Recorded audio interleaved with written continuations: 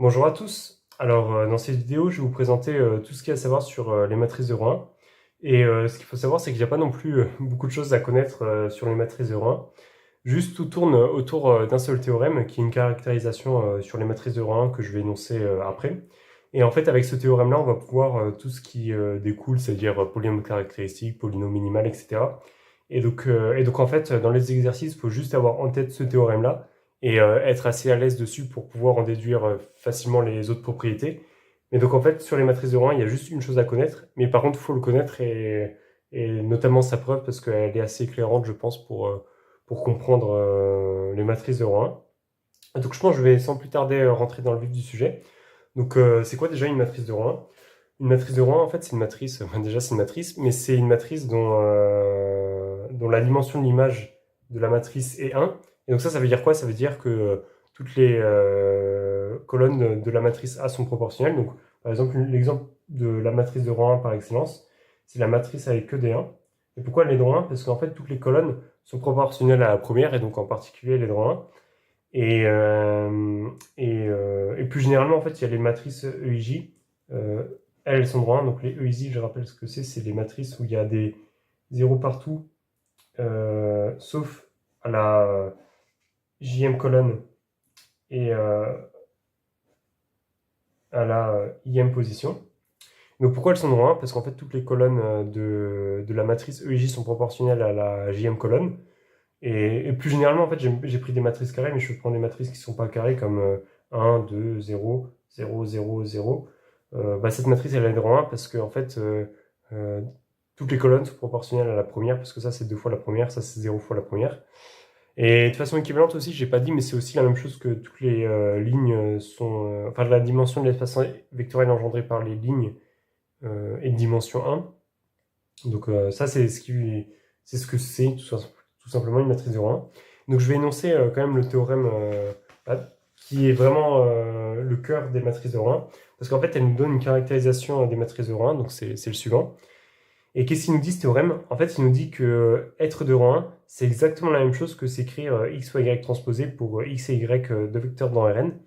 Donc je pense que c'est assez déroutant au début parce que on voit pas vraiment le lien, je pense. Et donc je vous invite à déjà essayer de démontrer ce théorème pour voir pourquoi il est vrai, pour se l'approprier. Et aussi, ici, je l'ai énoncé dans le cas où A appartient à Mn de R. Et en fait, ce résultat, il reste quand même vrai si on prend des matrices pas carrées, donc c'est-à-dire si on se place dans M, N, M de R. Et en fait, c'est essentiellement la même preuve, donc je vous invite à le faire si vous voulez vous l'approprier. Mais juste, ça rajoute des détails techniques, dans le sens où X et Y ils vont plus être dans Rn. Ça veut dire que X va être dans Rn et Y va être dans Rm. Et donc, en fait, il faut juste faire un peu attention aux tailles enfin la dimension quoi, mais sinon c'est globalement la même preuve. Donc là je vais tâcher de le démontrer dans le cas carré, mais donc comme dit c'est la même chose dans le cas non carré. Et donc voilà, donc je pense que je vais essayer de déjà effet de pause pour essayer de le démontrer parce que comme dit, comme c'est le seul théorème vraiment central à connaître, je pense que c'est bien de vraiment se l'approprier de fond en comble et donc je vais quand même passer un peu de temps dessus. Et donc je pense que je vais sans plus tarder passer à la démonstration. Et donc comme dit là on doit montrer une équivalence, donc on va essayer de voir quel sens paraît le plus facile. Donc en général, en mathématiques, on dit toujours que le sens le plus compliqué, c'est montrer l'existence. Donc je vais d'abord démontrer le sens de gauche à droite, c'est-à-dire qu'on va supposer l'existence et ensuite on va montrer que la matrice est bien de rang 1. Et après, on va faire l'inverse, mais en fait, on va se rendre compte que, je le spoil un peu, mais l'idée de la preuve va être la même dans les deux cas. En fait, l'idée de la preuve, c'est juste que toutes les colonnes sont proportionnelles, et donc ça, c'est vraiment la clé pour démontrer ces deux sens. Donc si vous n'y avez pas arrivé avec cette indication, essayez de le faire. L'indication qui est que du coup, en fait, il faut juste exploiter que toutes les colonnes sont proportionnelles et écrire explicitement ce que ça veut dire, la relation de proportionnalité, et ensuite écrire les choses bien. Et normalement, il ne devrait pas y avoir trop de soucis.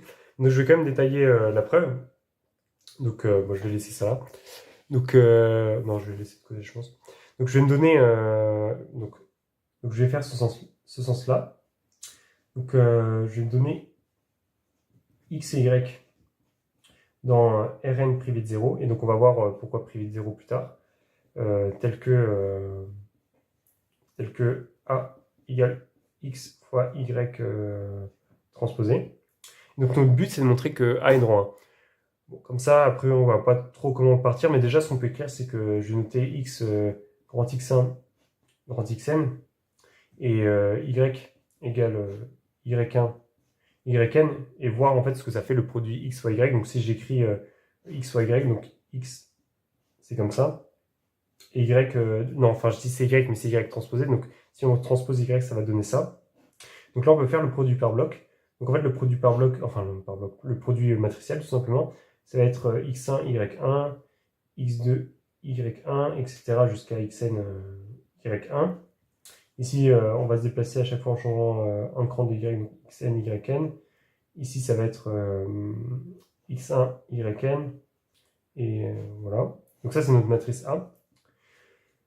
Et donc là, là a priori, c'est pas non plus évident de pourquoi elle va être de rang 1. Mais c'est juste que là, en fait, j'ai un peu trop détaillé, dans le sens où là, j'ai vraiment écrit tous les coefficients de x, tous les coefficients de y. Mais en fait, si on laisse x sous sa forme initiale, c'est-à-dire que, en fait, avec des notations un peu abusives, en fait, on peut écrire que A, c'est y1 fois x, y2 fois x, etc. jusqu'à yn fois x. Donc ça, à chaque fois, y1x, c'est un vecteur colonne. Je sais pas si... Enfin, vous voyez la notation, en fait. C'est juste, on fait... au lieu de laisser au lieu de développer, je laisse grand X sous sa forme initiale. Et donc là, en fait, ça paraît à peu près évident que la matrice est de rang 1, puisque toutes les colonnes sont proportionnelles. Donc là, on peut conclure qu'en fait, rang 2A égale 1, puisque toutes les colonnes sont proportionnelles. Et donc là, c'est pas faux, c'est-à-dire que, effectivement, c'est pas faux, puisqu'on veut montrer que le rang 2A, c'est 1. Mais en fait, comme ça, il manque un argument, parce que là, en l'état, c'est faux. Donc je vous invite à réfléchir de pourquoi c'est faux, le fait de dire que le rang de A, c'est 1. Parce que là, on vient juste de montrer que le rang de A, c'est inférieur ou égal à 1. Parce qu'en fait, si x est nul, en fait, l'espace vectoriel engendré par chaque colonne, ça va être 0, puisque toutes les colonnes vont être nulles. Donc là, on a effectivement montré que le rang de A, c'est plus petit que 1. Et maintenant, on va tâcher de voir pourquoi c'est 1 exactement. Parce qu'on a quand même supposé x et y dans Rn privé de 0. Et donc, c'est là que l'hypothèse va intervenir. Et donc, en fait, comme grand X est différent de 0, il existe I et J dans un N, tel que XI soit différent de 0 et YJ soit différent de 0. Pourquoi? Parce que si pour tout I et J dans un N, on avait XI égale 0 et YJ égale 0, ça voudrait dire que X et Y sont nuls. Or, c'est pas le cas. Donc, on a bien l'existence de deux tels entiers. Et donc, en fait, si on regarde la matrice A, le coefficient d'indice IJ va être non nul. Et donc, avec ça, on trouve que le rang de A va être plus grand que 1, puisque du coup, il y a un coefficient qui est non nul. Donc, avec ces deux inégalités, on vient de montrer que le rang de A, c'est exactement 1. Voilà. Donc ça, c'est le premier sens. Et pour le deuxième sens, en fait, ça veut dire on va supposer que le rang de A, c'est 1. Donc, supposons rang de A égale 1. Et donc là, on va essayer de trouver, cette fois-ci, faire l'existence. Et en fait, on va faire exactement en partant de la même idée. C'est de dire que toutes les colonnes sont proportionnelles. Mais là, à nouveau, il y a un piège. C'est qu'on a envie de dire que, naturellement, on a envie de dire que C1, c'est C1. Ça veut dire la première colonne, c'est la première colonne. La deuxième colonne, ça va être un certain coefficient alpha fois la première colonne, etc. Sauf qu'en fait, ça, on n'a pas forcément le droit de le dire, parce que si la première colonne est nulle, en fait, c'est tout simplement faux. Donc déjà, en fait, comme rang de A égale 1, donc je vais noter, notons A égale C1 jusqu'à Cn. En fait, comme rang de A est égal 1, il existe I dans un N tel que CI est différent de 0. Parce que sinon, si là c'est le même argument qu'avant, si toutes les colonnes étaient nulles, A serait nulle et donc elle serait de rang de 0, ce qui est exclu. Donc maintenant on a une colonne non nulle, mais comme rang de A égale 1, il existe des réels, disons alpha 1 jusqu'à alpha n, tels que pour tout J, dans un N, on a CJ qui est proportionnel à la ième colonne. Donc en fait, si on écrit la matrice A avec les notations que j'ai introduites, ça va être alpha 1 C1, CI, pardon, etc. jusqu'à alpha 2 CI, jusqu'à alpha n CI. Et donc là, en fait, les vecteurs x et y sont tout trouvés. Parce qu'en fait, si on pose x égale C1, enfin CI, pardon, et grand Y égale alpha 1 jusqu'à alpha n, en fait, on a bien que A, c'est x fois y transposé, et donc on conclut. Voilà, bon là, le transposé, il a disparu, mais il est là. Et donc là, on vient de montrer le théorème, si je le réaffiche, qui est que A est dans 1 si et seulement si il existe de vecteurs non nuls tels que A, x, y transposé. Mais là, en fait, j'ai pas fini. Pourquoi? Parce qu'on a bien montré l'existence de x et y, mais on n'a pas montré qu'ils étaient nuls. Et donc, en fait, pourquoi ils peuvent pas être nuls? Parce que déjà, par construction, CI, il va être différent de 0, puisqu'on l'a pris comme ça. Mais si si y était nul, en fait, toute la matrice serait nulle, ce qui n'est pas le cas. Donc, on a bien x différent de 0 et y différent de 0, ce qui termine la double implication. Donc, en fait, si je résume les arguments, dans les deux sens, on a utilisé le fait qu'une matrice de rang 1 était proportionnelle à l'une de ses colonnes. Dans le premier cas, en fait, comme on a l'existence, la colonne à laquelle elle va être proportionnelle, elle est toute trouvée. Donc du coup, on a bien que la matrice va être de rang 1. Et dans l'autre sens, justement, nous, cette fois-ci, c'est nous qui la construisons. Et en fait, on la construit en partant du constat que l'une des colonnes va être non nulle. Et c'est cette colonne-là qui va être grand X et l'autre Y, en fait, elle va être assurée par le fait qu'elle est de rang 1. Donc voilà, donc ça c'était la preuve du théorème central, qui est juste ici. Et donc pourquoi en fait ce théorème, parce que comme ça on se dirait que c'est un peu aléatoire, mais en fait c'est ce théorème-là qui va effectivement nous donner toutes les informations qu'on veut, parce que maintenant si on passe à la suite, on peut en déduire un polynôme annulateur. Pourquoi ça? Donc je vais expliquer pourquoi. Parce qu'en fait, si on prend A de rang 1, soit A appartenant à Mn de R, tel que rang de A égale 1, on a vu qu'il existe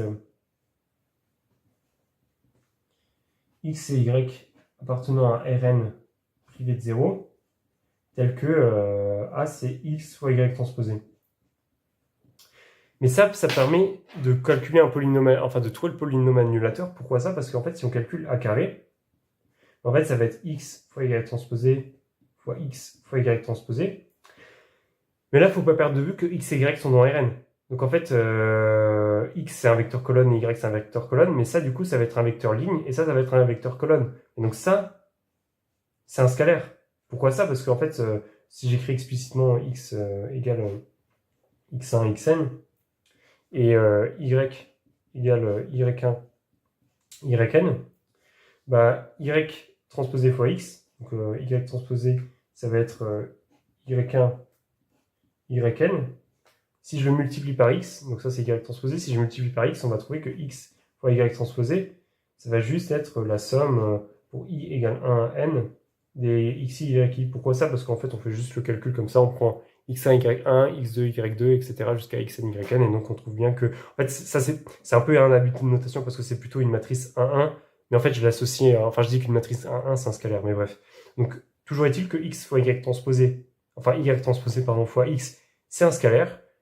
Et donc en fait, on peut le sortir, on peut le mettre devant. Donc A carré, c'est la somme pour i égale 1n des xi, yi fois xy transposé. Mais ça, c'est littéralement A en fait. Mais en fait, si on regarde bien, donc là, je vais reprendre ce qu'on avait fait avant, le calcul explicite de A avec les mêmes notations. En fait, la somme pour i égale 1n des xi, yi, si on regarde bien, en fait, c'est littéralement la trace de A en fait. Donc là, on vient de montrer, donc c'est vraiment super puissant, on vient de montrer que A carré égale trace de A fois A. Et donc ça, c'est vraiment super fort parce que c'est vrai pour toute matrice de rang 1, parce que là, on a pris une matrice quelconque de rang 1, et on vient de montrer que A carré égale trace de A fois A.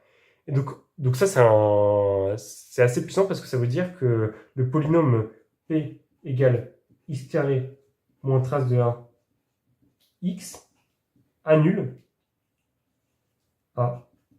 Donc ça, c'est vraiment à retenir. Donc on a un polynôme annulateur pour A. Et donc maintenant, à partir de là, on peut voir est-ce que c'est pas le polynôme minimal par hasard. Et donc effectivement, ça va être le polynôme minimal. Donc là, je vais donner les arguments à l'oral vite fait pourquoi. Parce qu'en fait, on sait déjà que le polynôme minimal, il va être de degré supérieur ou égal à 1.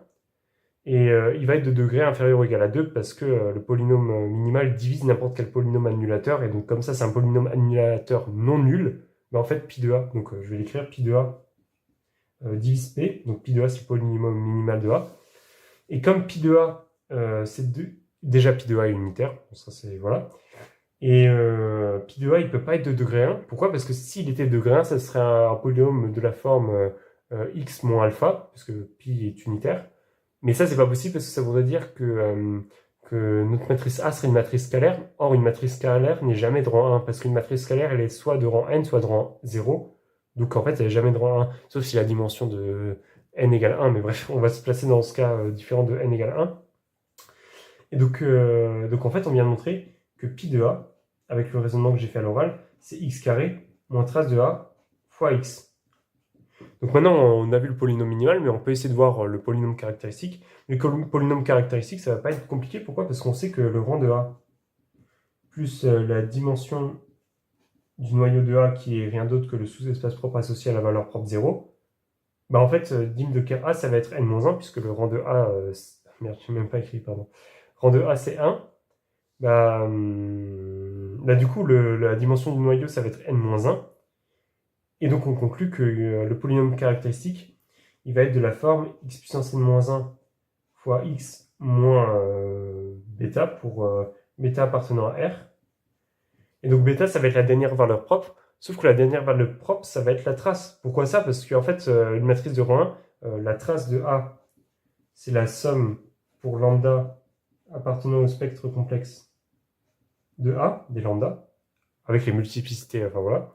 Et donc ça va être 0 n-1 fois, donc 0, plus la dernière valeur propre que du coup, qui est avec nos notations bêta. Mais donc du coup, en fait, on a montré que bêta égale trace de A. Donc en fait, on a de façon, encore une fois, pour toutes les matrices de rang 1, on a que qui de A, ça va être x puissance n-1 fois x moins trace de A. Donc là, je vais encadrer ces deux résultats, qui est que qui de A, c'est toujours x puissance n-1 fois x moins trace de A. Et le polynôme minimal, ça va être pi de A x carré moins trace de A x fois x. Donc voilà. Et donc ça vient du fait qu'on a écrit... donc ça, c'est vraiment l'idée, qui est que quand on écrit A au carré, en fait, ce morceau-là va être un scalaire, parce que x et y sont dans Rn. Donc ça, c'est toute l'idée de la... Donc le point de départ, il est qu'on utilise le théorème central, et ensuite, après avoir utilisé le théorème central, on exploite le fait que x et y sont dans Rn. Et donc si on faut être très lucide sur où vivent y transposés, enfin je veux dire quelle taille sont les vecteurs, etc. Bah ça, on trouve que c'est un scalaire et on le met devant et on fait le même type de raisonnement. Et pas avoir peur aussi de écrire explicitement x et y pour voir que ça, c'est effectivement la trace. Et ensuite, on trouve le polynôme minimal et ensuite le polynôme caractéristique. Donc maintenant qu'on a vu ça, on peut essayer de voir, se poser un peu des questions annexes. Est-ce que finalement toute matrice de rang 1 est diagonalisable? Parce qu'on sait qu'une matrice A est diagonalisable si et seulement si le polynôme minimal est scindé à racine simple. Et donc le polynôme minimal, c'est rien d'autre que x fois x moins trace de A. Ouais, c'est ça. X fois x moins trace de A. Donc en fait, on a un théorème que je vais énoncer, qui est que... donc ça vient du fait de tout ce qu'on a fait avant. Donc théorème. Soit A appartenant à Mn de R, tel que rang de A égale 1, bah, alors A est diagonalisable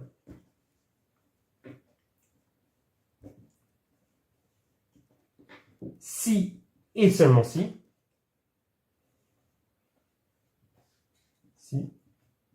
trace de A est différent de 0.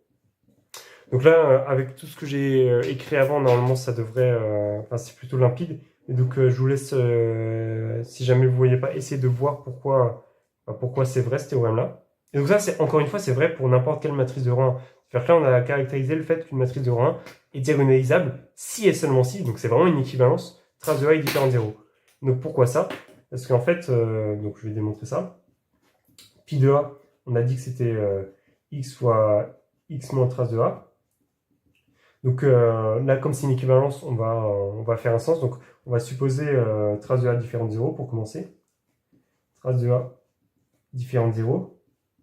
Mais en fait, pi de A, je vais noter SARS pour dire que pi de A il est scindé à racine simple. Et donc en fait, pi de A, on sait qu'il annule A bien évidemment. Et donc en fait, enfin même, on n'a pas besoin de ça, on sait que A est diagonalisable si et seulement si le polynôme minimal est scindé à racine simple.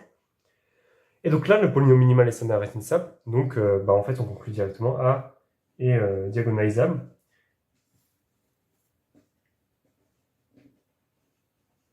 Et donc là, c'est l'autre sens qui est peut-être un petit peu plus délicat, donc je vous invite vraiment à chercher parce que c'est un raisonnement assez classique. Donc là, on va supposer A diagonalisable. Et on va essayer de voir pourquoi trace de A est différente de 0. Parce que supposons par l'absurde, supposons trace de A égale 0, et on va voir ce qui se passe. En fait, pi de A, il ne va pas bouger, ça va être pi de A égale x carré, parce qu'on remplace trace de A par 0. Mais ça, en fait, ça nous dit que A est nilpotente, parce que du coup, A carré égale 0. Sauf que des matrices nilpotentes diagonalisables, ça court pas les rues. C'est-à-dire qu'il n'y a que la matrice nulle qui convient. Pourquoi? Parce que ça, c'est un raisonnement.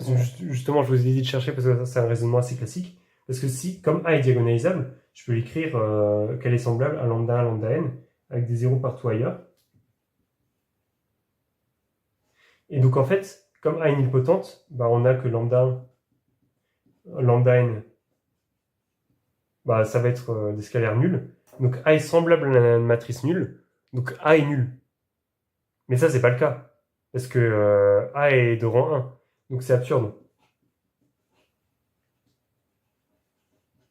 Donc je répète les arguments. Pi de A, on le connaît, c'est x fois x moins trace de A.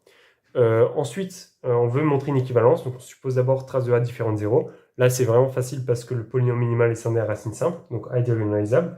L'autre sens est un peu plus subtil. On suppose que A est diagonalisable. Et on suppose par l'absurde que trace de A est nulle. Comme trace de A est nulle, on a la relation pi de A égale x carré. Donc A est nilpotente. Sauf qu'une matrice nilpotente diagonalisable, il n'y en a pas beaucoup, c'est que la matrice nulle. Mais sauf que la matrice A ne peut pas être nulle parce qu'elle est de rang 1.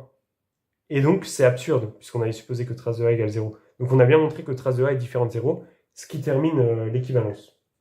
Donc ça, c'était pour la diagonalisabilité. Et donc il y a un autre théorème que je peux énoncer encore, qui n'a rien à voir avec la diagonalisabilité, qui est que, donc je vais énoncer le théorème, soit A appartenant à Mn de R, tel que rang de A égale 1. En fait, avec la relation A carré égale trace de A fois A, en fait, on a que pour tout P dans N étoiles, A puissance P, c'est rien d'autre que trace de A puissance P moins 1 fois A. Donc pourquoi ça? Je vous laisse réfléchir pourquoi. En fait, je vais donner la réponse. En fait, on a montré tout à l'heure que A carré, c'était trace de A fois A. Donc ça, c'est plutôt positif. Donc en fait, pour P égale 1, en fait, on a A égale A, donc c'est juste. Pour P égale 1, on a A carré égale trace de A fois A. Ça, c'est encore vrai parce qu'on a montré tout à l'heure. Et en fait, par une récurrence, on obtient le résultat pour tout n, parce que si on suppose le résultat vrai pour un certain rang P, en fait, si on multiplie par A, on aura A puissance P plus 1 égale trace de A P moins 1 fois A carré, sauf que A carré, c'est trace de A fois A, donc du coup, on a A puissance P plus 1 égale trace de A puissance P fois A. Et donc, en fait, la propriété qu'on veut montrer va être héréditaire, et donc ça va être vrai pour tout P dans une étoile. Donc, je rédige pas plus que ça, mais vous voyez l'idée. Donc le fait qu'on connaisse les puissances d'une matrice de rang 1, ça permet de calculer en fait aisément l'exponentielle de matrice. Pourquoi? Parce que si je rappelle la définition de l'exponentielle de matrice, qui est que c'est la somme de p égale 0 à plus l'infini d à puissance p divisé par p factoriel, en fait on peut utiliser la relation qu'on avait montré avant que a puissance p c'était trace de a puissance p moins 1 fois a. Et donc en fait, donc là je vais juste enlever les premiers termes parce que du coup la relation elle n'est pas vraie pour p égale 0 et 1. Et donc on va avoir que c'est la somme de P égale 2 à plus l'infini des A puissance P divisé par P factoriel. Et donc ça, on peut utiliser ce qu'on a dit avant. Du coup, on va trouver que A puissance P, ça va être trace de A puissance P moins 1 divisé par P factoriel, le tout fois A. Et donc en fait, si on l'écrit autrement, ça veut dire que l'identité, ça va être 1 plus somme de P égale 2 A plus infini des traces de A puissance P moins 1 divisé par P factoriel le tout fois A. Sauf que si on écrit ce que ça vaut la somme de P égale 2 A plus l'infini des traces de A puissance P moins 1 divisé par P factoriel, ben en fait, on aimerait bien reconnaître l'exponentielle réelle. Donc pour ça, on va diviser et multiplier par trace de A. Et donc c'est là, nous on va se placer dans le cas trace de A différent de 0. Parce qu'en fait, si trace de A égale 0, ben en fait, tout ce terme-là va être nul. Et donc on trouve bien le premier cas. Donc si on suppose trace de A différent de 0, on peut diviser par trace de A. Et donc on va obtenir 1 sur trace de A fois la somme de P égale 2 A plus infini des traces de A puissance P sur P factoriel. Donc là, on reconnaît presque l'exponentielle, sauf que là, on commence à 2, mais c'est pas grave. Donc on peut faire un sort de plus 1 moins 1. Et donc on va trouver exponentielle de trace de A. Sauf qu'on doit compenser le premier et le deuxième terme. Et donc on va soustraire moins 1 moins trace de A. Et donc en fait, si on injecte cette information là-dedans, on va trouver que exp de A, ça va toujours être l'identité, plus 1 plus exp de trace de A, moins 1 moins trace de A, le tout divisé par trace de A, sur trace de A. Désolé pour la barre de fraction, mais moi j'ai horreur de ce genre de truc. J'ai tellement horreur de ça que je vais dépasser. Tac. 1 plus, voilà. Le tout fois A. Et donc en fait, le trace de A moins trace de A, ça va donner moins 1 qui va simplifier avec celui-là. Et donc on trouve que exp de A, ça va juste être IN plus exponentielle trace de A moins 1 sur trace de A, le tout fois A. Et donc voilà, donc on a bien calculé l'exponentielle de matrice. Donc ça, c'est plus un petit exo sympa que vraiment un théorème central. Et d'ailleurs, en fait, on remarque, on peut retrouver quelque part un peu le résultat pour trace de A égale 0. Parce que quelque part, si on fait tendre trace de A vers 0, on trouve que exp de trace de A, ça va être 1 plus trace de A qui va simplifier avec le moins 1. Donc on va avoir trace de A sur trace de A qui va faire 1. Et donc on va avoir IN plus A. Et donc quelque part, en faisant tendre trace de A vers 0, ça montre que ce résultat reste cohérent. Et donc voilà. Donc ça, c'était pour l'exponentielle de matrice. Donc j'avais oublié aussi un petit point dans la vidéo. Mais il se trouve que dans le théorème principal, il y a une question qu'on peut se poser, qui est que on a montré que si A était de rang 1, il existait deux vecteurs grand X et Y dans Rn tels que A égale X fois Y transposé.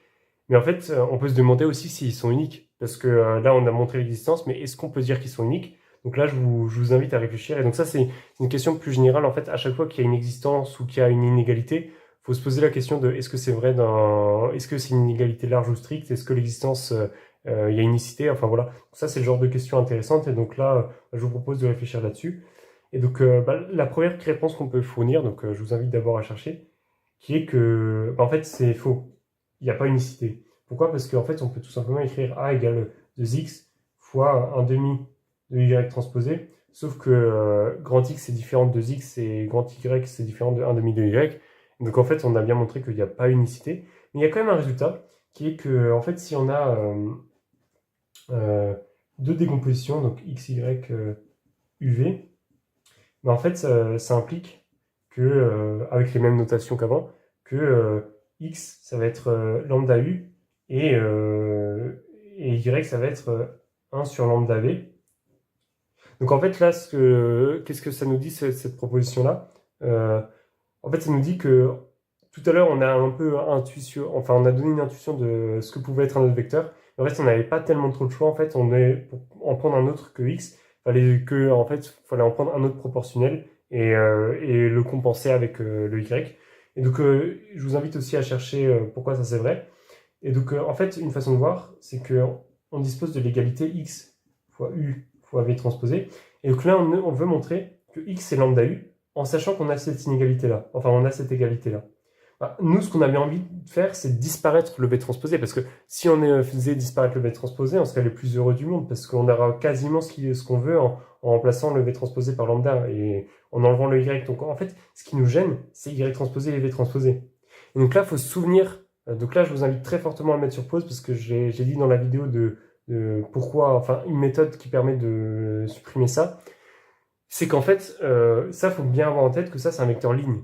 Et donc, en fait, si on le multiplie par un vecteur colonne, en fait, ça va donner un scalaire. Et donc, ça, c'est toute l'idée qui est que, en fait, si on multiplie cette égalité, par exemple, par y, on va obtenir que x fois y transposé fois y, c'est égal à u v transposé fois y. Et donc, ça, bah, c'est un scalaire. Et ça aussi, c'est un scalaire. Mais ça, en l'occurrence, c'est même la norme de y au carré pour la norme du produit scalaire sur Rn.